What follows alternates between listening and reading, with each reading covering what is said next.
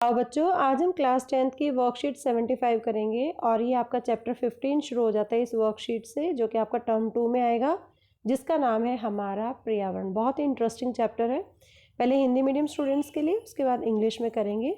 सबसे पहले आता है पारिस्थितिक तंत्र। पारिस्थितिक तंत्र वो तंत्र होता है जिसमें जैविक घटक होते हैं, जिसमें जीवित चीज़ और कुछ अजैविक घटक होते हैं, जैसे तापमान, वर्षा, हवा, पानी, बिजली, मिट्टी, खनिज। ये सभी अजैव घटक होते हैं, जो कि दोनों जैव और अजैव घटक मिलकर ही पारिस्थितिक तंत्र बनाते हैं। और जो पारितंत्र होता है वो दो प्रकार के होते हैं, एक होता है प्राकृतिक, एक होता है मानव निर्मित। प्राकृतिक वो तंत्र होता है जो प्रकृति में अपने आप ही मौजूद है, जैसे झील, तालाब, जंगल, घास के मैदान, समुद्र इत्यादि। लेकिन कुछ मानव निर्मित भी हैं जिनको अनुरक्षित किया जाता है, जैसे खेत, मछली घर, उद्यान। ये कुछ मानव निर्मित पारितंत्र हैं। अब आता है पारितंत्र के घटक क्या हैं। पारितंत्र के दो घटक हैं, जैविक और अजैविक। अजैविक घटक में जैसे मैंने बोला आपको, वायु, जल, भूमि, प्रकाश, तापमान, ये सब अजैविक घटक है। जैविक घटक के तीन हिस्से हैं, उत्पादक, उपभोक्ता और अपघटक। उत्पादक पेड़ पौधे होते हैं जो अपना खाना स्वयं बनाते हैं प्रकाश संश्लेषण के द्वारा। उपभोक्ता को भी आगे डिवाइड किया गया है, शाकाहारी, मांसाहारी, सर्वाहारी और परजीवी। तो इस टेबल को बहुत ध्यान से आपको देखना है। अब आता है डिफरेंस क्या है पारितंत्र के घटकों में। जैविक घटक सभी जीवित घटक होते हैं, जैसे पेड़ पौधे और जीव जंतु, जिसमें बैक्टीरिया, कवक, ये भी जैविक घटक में आते हैं। अजैविक घटक में निर्जीव घटक होते हैं, जैसे वायु, जल, भूमि, प्रकाश, तापमान, ये सारे के सारे अजैविक घटक हैं।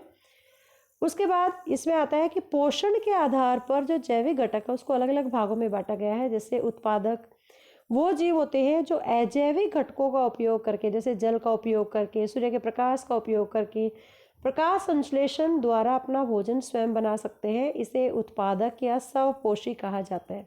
और इसका एग्जाम्पल है हरे पौधे जितने भी हैं, नीले हरे शैवाल, ये इसमें आते हैं।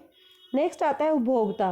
वो जीव होते हैं जो अपने भोजन स्वयं नहीं बनाते, बल्कि अपने भोजन के लिए उत्पादकों पर निर्भर करते हैं, पेड़ पौधों, जीव जंतुओं पर निर्भर करते हैं।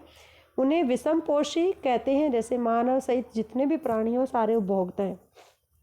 नेक्स्ट आता है अपघटक। अब जो जीव जो मृत पौधों और जानवरों को विघटित करते हैं, ये प्राकृतिक संसाधनों की पुनः पूर्ति में मदद करते हैं, जैसे बैक्टीरिया और कवक। अब आता है कि जो उपभोक्ता है उसको भी अलग अलग कैटेगरी में बांटा गया है। पहला आता है शाकाहारी।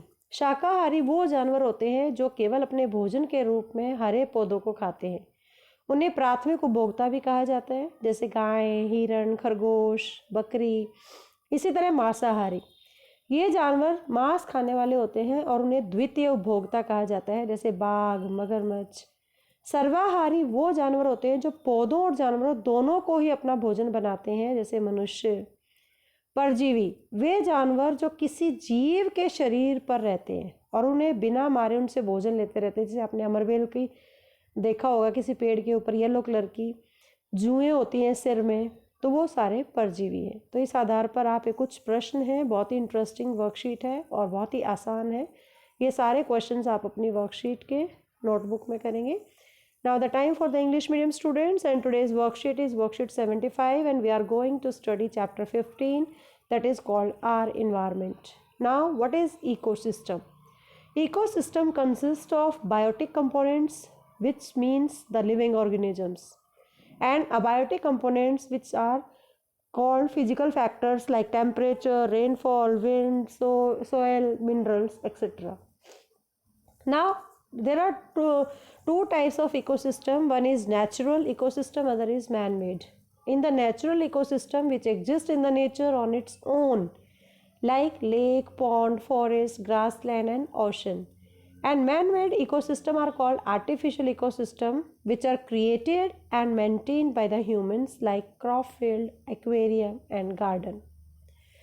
Now, ecosystem components are also divided in this tree chart. They are abiotic and biotic. Then biotic can be further divided into producer, consumers, decomposers, and then consumers can be divided into carnivores, herbivores, omnivores, and the decomposers. Now, what are the components of ecosystem? First is biotic component. All the living components such as plants, animals, bacteria and fungi all are from the biotic components, and abiotic components are all the non-living components such as air, water, land, light, temperature, etc. They form abiotic components. Now, on the basis of nutrition, biotic components are further divided into three categories. One is producer, consumer, decomposer. Producers are those which produce their own food by using abiotic components. For example, in photosynthesis, plants take carbon dioxide and water and then sunlight as well as chlorophyll from the sunlight and chlorophyll from the plant's leaf, and they form food, that is carbohydrate C6H12O6 plus oxygen is released, and these are called producer. All the green plants and the blue green algae, they are the example of the producers. And second is the consumers. Consumers are those organisms which are dependent on the producers for their food. They are called consumers or heterotrophs. So all animals including human, they are consumers. Decomposers are organisms which decompose the dead plants and animals, and these help in the replenishment of natural resources. They are bacteria and fungi. Consumers are also further divided into four categories. First is herbivores. Animals which eat only green plants as their food, they are called primary consumers or herbivores. For example, cow, deer, rabbit, etc.